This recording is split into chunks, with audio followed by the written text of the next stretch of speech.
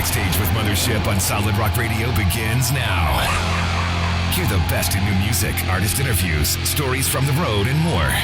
You are now backstage, and here's your host, Mothership. Hey everybody, my guest tonight is Shawn Browning. If you're not familiar with the name, but you've heard of Grave Robber and Rottweiler Records, stay right here to learn more. For those who don't know, tell us, who is Shawn Browning? I think a lot of people will know the things you do, but may not know your name. Yeah, right. So before I get into all that, I would say I read an interview years and years ago where The Edge from U2 described Bono as the nicest bunch of guys he'd ever met. I don't know that I'm always the nicest, but I would say that I wear a lot of different hats. So that makes me play a lot of different positions on the field. I had Rottweiler Records for, 17 years. I don't even remember now, 15 years, I think. So I had that, I was a record label, produced some bands, nobody really big or anything like that. I've been a songwriter. I've been a performer as long as I can remember. My whole life, not always playing Christian music. I started playing Christian stuff in about 2000. Yeah, actually 2000. More importantly, I'm a husband, a dad. I'm a pastor. I'm a real estate agent. I play in 4 active bands right now and 2 bands that are more recording projects. So I'm extremely busy, but I like it that way. They always say if you want to get something done, ask somebody who's busy. And so I usually get things done because I'm very busy. And I just, to me, it's all about forward motion. Just keep going. And a lot of people would say I have too many irons in the fire. And I would say that, as long as there are irons to put in the fire, I'm going to keep putting them in the fire. So that's just what I do, A little bit of everything. Yeah. And you not only just wear a lot of hats, you wear some masks too. Yeah. Well, and that's, with Grave Robber, that I've done that. This is year 18 for Grave Robber. And we'll see how long it goes, Will it go another 18 years, another 8 months? I don't know. My whole thing with playing music and playing with different projects and doing different things is I really try to live my life guided by a lighted path. And I try to stay on the lighted path and instead of walking off the side in the thicket. You know what I mean? That you walking in the thicket may seem appealing, but it's a lot more difficult. It's a lot easier just to be obedient and listen to what God has for you. Many times we prayed before going on stage that if this is our last show, just make it really apparent. We don't want to guess. And at this point, we're just trying to be as obedient as we can. Now, you started out in a band called, the Migraines? That wasn't the first band I was in, but okay. The Migraines were a secular band that toured all over the United States for the bulk of the 90s. We were Naughty Boys. And at one point, I think I remember the exact moment. It was in Fort Walton Beach, Florida. And our lyrics were a bit off color. We were trying to be funny. We didn't mean it to be serious. But I looked out in the crowd and I saw these kids singing back our lyrics. And they were punching their fist in the air, singing the lyrics. And I thought, no. This is supposed to be a joke. This is supposed to make you laugh. This isn't philosophy. This is humor. It's not supposed to be something you live by. This is just a joke, It was like the entire crowd was like, yeah, that's it. And I'm like, no, we're kidding, And it bothered me so much. That would have been, probably 99, I believe. And back in 85, I was at a Petra concert and I gave my life to the Lord. And oddly enough, one of the songs that stood out was called Grave Robber. So that's where the name of the band comes from. So fast forward, I had backslidden and I was kind of out in the wilderness. And then in 99, that happened and it just really bothered me. And I didn't really do anything about it. I remember waking up second Sunday of 2000 and just going, this is it. I'm done. And I went back to the Lord, and oddly enough, he had not moved. It was me. I had moved, but he was right there. From that point forward, everything I did was dedicated to him. Broken up the Migraines, decided to relaunch a new band with some new guys. Some other people are in the industry, one of them being Cliffy from the Huntingtons, who I had met before, suggested that I keep the name. So we held on to the name, in retrospect, probably shouldn't have, probably should have named it something else, but we did. And so did that for 7 years. That was in 2007. That band broke up. 2005, Grave Robber launched, so there's an overlap of 2 years. The Migraines broke up, and that was over. And it was right about 2007 that Grave Robber actually kind of took off. And Matt Hunt, Retroactive Records, found out about us and put out our first two albums. He released them on Retroactive, and we played Cornerstone and just started playing and touring and going all over the place and making a bunch of noise and being as loud and brash and as silly and as obnoxious for Jesus as we can possibly be within the context of what Grave Robber does. The thing with Grave Robber that a lot of people don't know is the idea for the band came in 2003, but the band actually had its first rehearsal in 2005 because I refused to even entertain the idea unless we had like prayer behind it. So everybody in the band at the time, which there's nobody left but me, but the band at the time all agreed to start praying about it. And if we all felt that the Lord was leading us to do it, then we would do it. And I get that a lot of people look at it and on the surface go, yeah, there's no way that could be a Christian band. And I get that. But our goal was never to be Christian entertainment. It was always evangelistic and reach into that. In subculture and all that. So like surprises me. This is year 18. And when Christian radio or Christian festivals or anything like that gives Grave Robber any attention at all, I'm like, really? And it's so 18 years later, I go, really? Because I mean, if I were a program director of a Christian radio station, I don't know if I would play Grave Robber. You know what I mean? Right. It's thinly veiled, but it's not overt. Christian radio plays things that are pretty pointed. Like the message is really blatant usually. And with us, it's not always. You know, sometimes there's allegories and stories and imagery and things that we use that, you know, it's all biblical, but, you know, it's paraphrased. So you don't know. Theatrical.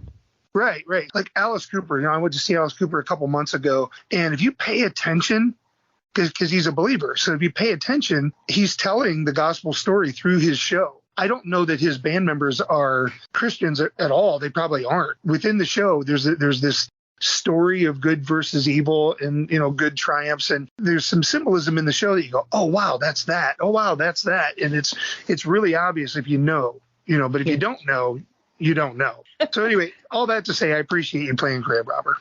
And for us, the big thing was not so much what the performance is, but what happens at the merch table. Exactly. That was so much more important for us. I mean, you know, we'll try to put on a good show as best we can, you know, but you can rehearse that on stage. You can't rehearse your life. You can't rehearse how you interact with people, you know? Yeah. And so that to me is a lot more powerful thing. I could sit in the audience as an audience member and go, yeah, whatever, blah, blah, blah. We heard this before, you know, but somebody that is being salt and light at the merch table is a whole different thing. So, yeah. What is the idea behind the costuming, masks, and the theatrical performance of Grave Robber? That's a great question. I love answering this because it'll make more sense to be able to answer that. So back at that time, and that would have been, you know, early 2000s, the Misfits had gotten back together and they put 2 albums out, and we were big fans of those albums. I was a big fan of the old Misfits with Glenn Danzig, the sound of the music and the songwriting and the whole thing. And we were all on the worship teams at a church here in Fort Wayne, and I was the worship leader. And we were talking one day about how much we loved the Misfits and wished that there was a Christian band that sounded like that, and there wasn't any. The closest thing that I knew of was the Deadlines, or maybe Blaster the Rocket Man. And I wanted a band that was really kind of more dark sounding, and there just wasn't one. The Misfits are that, that'll never work. No one would ever accept that. You know, you'd be ostracized immediately. You'd be kicked right out, man. They'd come at you with pitchforks and torches. Christianity's not ready for a band that does the Misfits thing. Well, no, I'll tell you what happened. It was a Sunday night, which is when our church met, and our pastor was preaching on Romans 6:11 and about being, you know, dead. We're dead. We're dead to sin. We're dead to the world.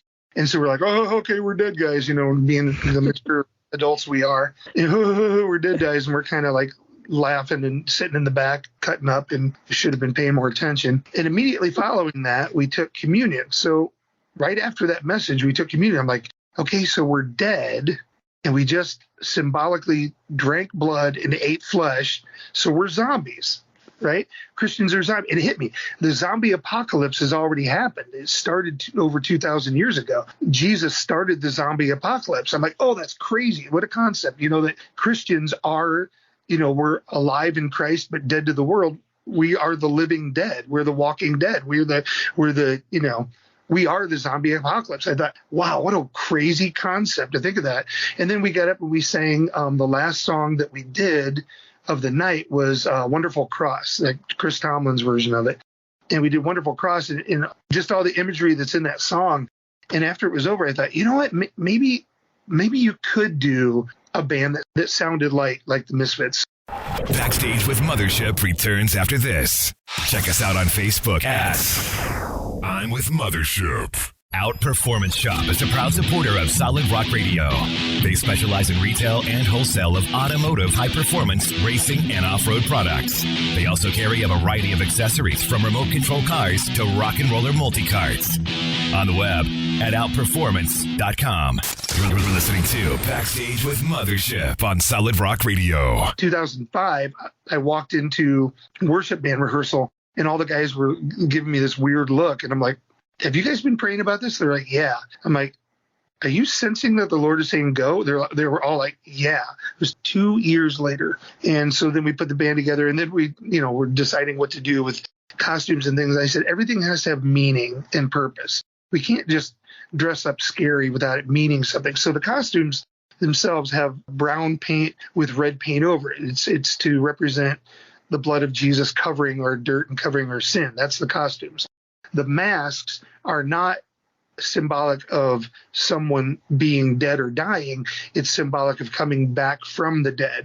A dead skull doesn't talk, doesn't move, doesn't think, but the process of coming from the grave, being dead in sin, to being alive in Christ, that sanctification process, we're still dead, right? According to Romans 6, we're dead to the world, dead to sin, but we're being renewed daily. So there's this symbolism of us coming back from the grave and becoming more and more alive in the image of Christ. So that's what that's all about. And so the masks were not to represent death, but to celebrate life. And I know that sounds crazy within the context of Christian music and in the Christian music scene, but outside of Christianity, that scene, the horror punk scene, they totally get what we're doing. Mm-hmm. Like, we can't hide it from them. We've tried to thinly veil it. We're not trying to put the cart before the horse.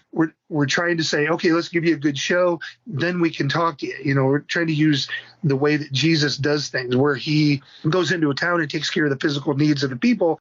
Then he's able to talk to them, rather than blasting into town and go, hey, listen up. Let me give you some spiritual nuggets here. And then people go, I don't want to hear that. You didn't do anything for us. And this physical need of our crowd that we typically pay for, this is going to sound dumb, but I'm going to say it. The physical need is they just want to be rocked. That's their physical need. That's why they're coming. They don't want to talk about anything spiritual at all. They just want a good show. We put on a good show. We do as good as we can possibly do. Then they will listen. Then they will be open to it. And, I remember seeing Stryper back, in the 80s, and they were playing right alongside all the secular bands and everything. And, people that didn't want to hear the message of Jesus, or thought they didn't want to hear the message of Jesus, were definitely not open to it before Stryper took the stage. After they were done, then they were like, okay, they were really good. I'm listening now. And yes. We tried to implement the same thing. That's really the whole story of what happened and how it got launched and where it went. That's awesome. The first time I saw you guys, and I kind of was in the back standing and watching your crowd, these people are all about this. They know everything about this show. And yeah, I was amazed, as an outsider coming in for the first time to see you, because I had heard of you before, but I just had never seen you. But to walk in and then just kind of experience what was going on in the room. And I'm like, they know every word. They know exactly what's going to happen. You set the stage. You have a whole mood set. It's just so theatrical. I just loved it. I thought it was awesome. Such a good tool. What you said about them knowing everything, and that's one thing I think is really fortunate. Like, I would love to be in a band like POD or Stryper, or even at the level where Disciples, that where you're going to be playing for really good crowds every time your name's on the marquee. That's not always true for us. But one thing that is true for us is the people that like Grave Robber that do come to see us, they are just rabid. There's I mean, all 5 of them, they know everything about us, all 5. Oh, there are at least 10 up front. I know. Yeah, you're probably. Okay. Well, we're going to shift gears because you've got something new on the horizon, and I want to know about it, and I want you to be able to tell people about what's going on with Shawn Browning. Well, that's been a long time coming, something I wanted to do for years and years and years. Never did it, never got around to it. And I finally just decided last year that this year was going to be the year. And I'm recording and releasing 1 song per month. And, when it's done, then I'll put it all together and be one big CD and packaged and everything ready to go. I'm a fan of so many different things music. Again, I love the Misfits and all that, but I also love death metal. I love black metal, and I love alternative, and I love, all these different things. People would be surprised to know that I like country, but I'm very specific about the country music I like. I don't like a lot of the pop, what I call bro country is not my thing, but I like the more Appalachian, backwoods, down and dirty kind of stuff. And Steve Earle is one of my favorite songwriters. I think he's amazing. So for years and years and years, I've been a fan of Bob Mould, who was the lead singer and principal songwriter for Husker Du. They're kind of lumped in with like 80s punk rock, but they kind of had their own thing, their own kind of alternative thing. It was kind of a post-hardcore alternative punk rock hybrid. And they had these great melodies, and Bob Mould was such a great songwriter. And then after that band was done, he started a band called Sugar that I loved. And then now he just does, solo stuff, Bob Mould. And every time I would hear one of his songs, I'm like, oh, he's so good. The guitars are really, really loud in the mix, like almost too loud in the mix, taking over the whole mix and louder than the vocals are tucked back in. And there's something just really cool about listening to it because it sounded live. Like when you go to a show, you don't always hear the vocals real clear. The guitars are always too loud, and sometimes they're, louder than the drums or whatever. And I don't know. It was just something about his music and the way he approached playing guitar that I liked. One day it dawned on me that I play guitar kind of similar to him. I'm self-taught, and I have a tendency to do some things that he does. And I never really put it together before. I'm like, oh, that was weird. That sounded like a Bob Mould thing. And then I was listening to a song and I heard it. And I go, wow, that's the thing I just did. He did this little thing when you play a D chord and you add your pinky to the 3rd fret and pull off, and it just is this cool thing. And things like that, like playing, hitting the chord and then playing an arpeggio through the chord, which is what he does, and his voicings that he chooses, and the way he plays open chord voicings, but it's all fully distorted, and it's just a different approach to playing guitar. But it's the same thing I've always done. I'm not trying to compliment myself because I'm complimenting him. It was just, I think, something that just inherently, was influenced by, and his songwriting is so good. So I wanted to do something along the lines of that. And I wrote the song, Brand New Day, went and recorded it. And I think sometimes when you're influenced by something, even if you don't intend to, you tend to have a little bit of mimicking it unintentionally. And the song is very much in the style of what Bob Mould would do. But I really wasn't trying to do the whole, Christian band that sounds like this other band, because I'd already done that in Grave Robber. I mean, Grave Robber specifically and intentionally tried to sound like the Misfits. Whereas this project, I just want to play guitar. I just want to crank the amp up way too loud, put a mic on it, hit record, go, and then I want to sing, and whatever comes out is what comes out. But Grave Robber, the entire thing was me trying to imitate Glenn Danzig the entire time. So I've never really sang with my real voice. But if you can hear, my talking voice is real nasally. I've got a different sound to my voice. It's scratchy and nasally at the same time, which when you listen to Bob Mould, that's what he has. You're like, so I didn't set out to have a nasally voice or set out to have a scratchy voice. It's just what I have. And so when I sing naturally, it just kind of comes out if I'm not trying to mimic something else. So for good or for bad, that's what it sounds like. What's kind of my approach to my solo project is, and this is going to sound like a really weird thing to say, almost a dangerous thing to say on a Christian show, but I'm going to say this, and I hope that I convey this properly, and I hope it comes across properly. One of the other things that I decided to do was to not market it as a Christian project. That's a dangerous thing to say, because a lot of people will say, is he backsliding? Is he deconstructing? Is he walking away from his faith? Not at all. Not at all. I just feel that my calling in life is to reach outside of the four walls of the church. That goes for every single thing I do.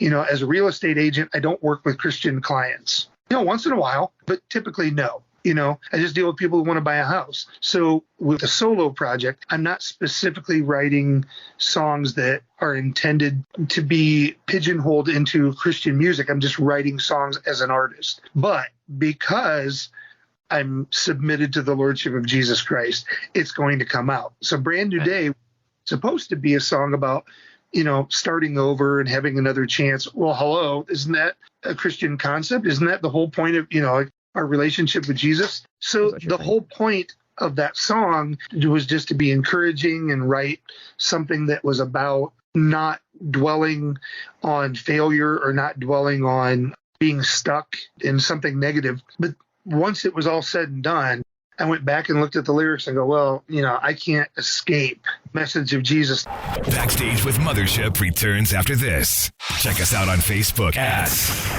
I'm with Mothership. So you're not marketing this as a Christian album.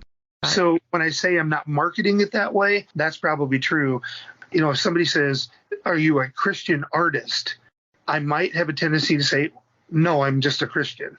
I'm an artist who is a Christian. And I know that sounds like a cop-out answer, but I don't mean it to sound like I'm negating the fact that I'm a Christian. What I'm trying to say is that I'm hoping that this is something that can have a positive effect outside of Christianity as well, if that makes sense. So that's really kind of my overall arcing hope on a artistic level, on a music level. I'm just bashing out chords and hoping that somebody out there likes it.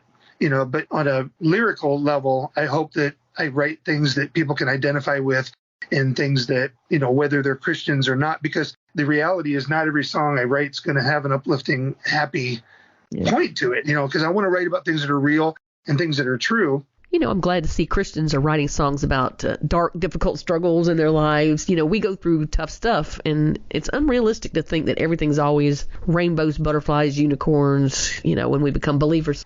Yeah, it is. And I've had people tell me before that, well, you don't want to do that. You got to write all the uplifting stuff. I'm like, well, do you tell that to David? There's a bunch of Psalms where, he sounds like the most whiny emo guy that ever lived. He's really despondent. There's this real downtrodden thing. But one of the things that David always does in the Psalms is he always brings it back to, why so downtrodden my soul? Why am I in this predicament? But he always brings it back to a hopeful thing, Yeah. And so, I don't think I'll ever just write a song that, says life sucks and there's nothing you can do with it. I don't think I'll ever write that. But I think that I would have no problem writing something that was dark and was just saying, look, this is the reality of life. Sometimes these things happen. Sometimes there are struggles and sometimes there are trials. And I think as a fan, when you hear somebody sing about that, you're like, oh, good. I'm not the only one, and you don't feel alone when you hear that kind of thing, when you deal with that kind of lyrical content. I remember being a teenager going through this little teenage depression crap that we all go through. Yeah. And then throwing on some Pink Floyd, and as depressing as that was, for some reason, it was cathartic. And I felt better after listening. I think music can have that effect too. It's not always pushes you down deeper just because it's darker, Exactly. This is something that Christians and non-Christians alike have in common. Just because you're submitted to the Lordship of Jesus Christ doesn't mean that things aren't going to be rough. It also doesn't mean that you're not going to make horrible mistakes along the way, or that you're going to always hit the bullseye on everything that you do. So to wrap up my whole concept of not marketing it as a Christian thing, and I hope that the listeners or anybody listening to this doesn't misconstrue what I'm saying. The only reason I'm not doing that is in the same way that a missionary goes into hostile territory. They don't walk in waving the Christian flag, announcing it. They go in and they take care of people. Then they give them the gospel message. I just really believe that my calling is, a different path than some people's calling. Some people called to really blow the trumpet, and whatnot. But I would never, ever, ever deny it. If somebody says, are you a Christian? Yes.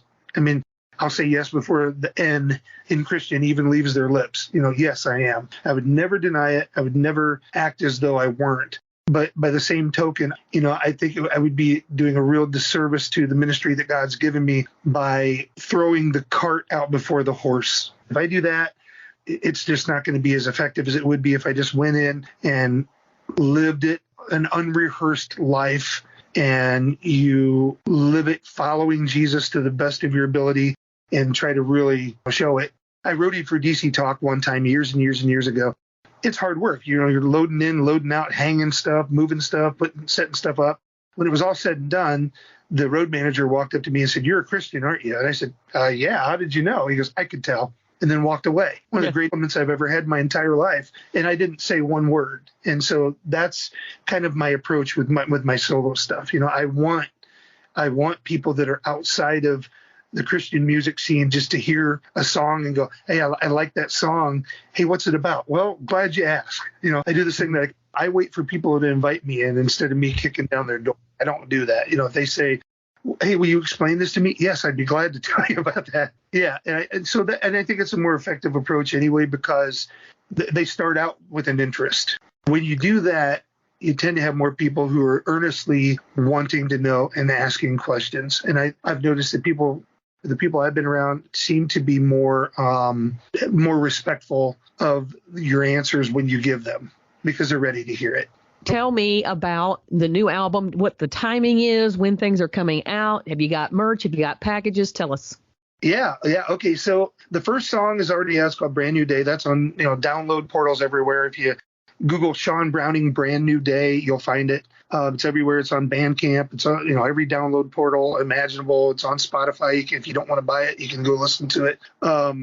Merchandise is at anchormerchandising.com. Anchormerchandising.com. You go to that page, type in Shawn Browning, it'll come up. That's where that's going to be. The album isn't going to come out until 2024 because I'm recording one song a month all year long. Those 12 songs will comprise the album. Every month there will be a new song. So if you go to my Facebook page, you'll see my logo is green and white. If you see that, if you type in on Facebook, Shawn Browning, but I'm on TikTok, on Twitter, Instagram, Facebook. All the socials.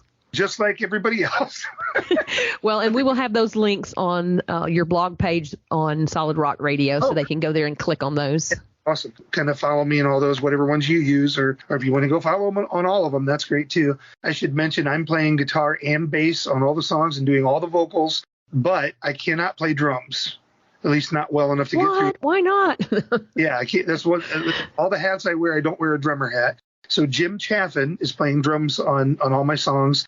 He was the drummer for The Crucified, Deliverance, The Blamed, Face Down. He's played tons and tons and tons of bands and done tons and tons of recording projects. So I'm really, really honored to have Jim on there. He's a great guy, one of the best drummers in the world as far as I'm concerned.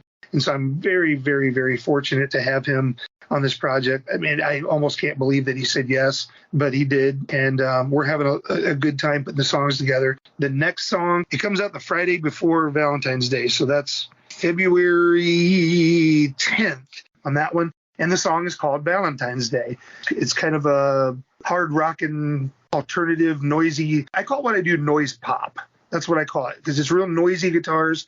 I used a fuzz pedal on the lead, so it's really, really out of control and noisy and feeding back everywhere and really obnoxious. I love that. Sounds awesome.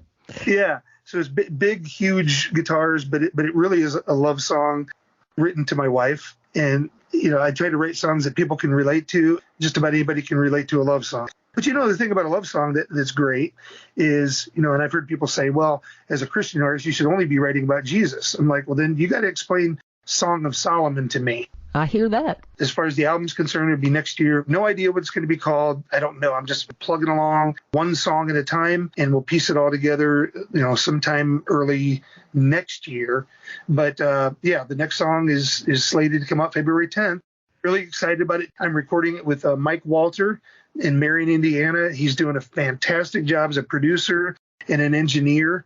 And he's just really, really helping me out a lot. Nobody has success on their own. And he's doing a wonderful job helping me out.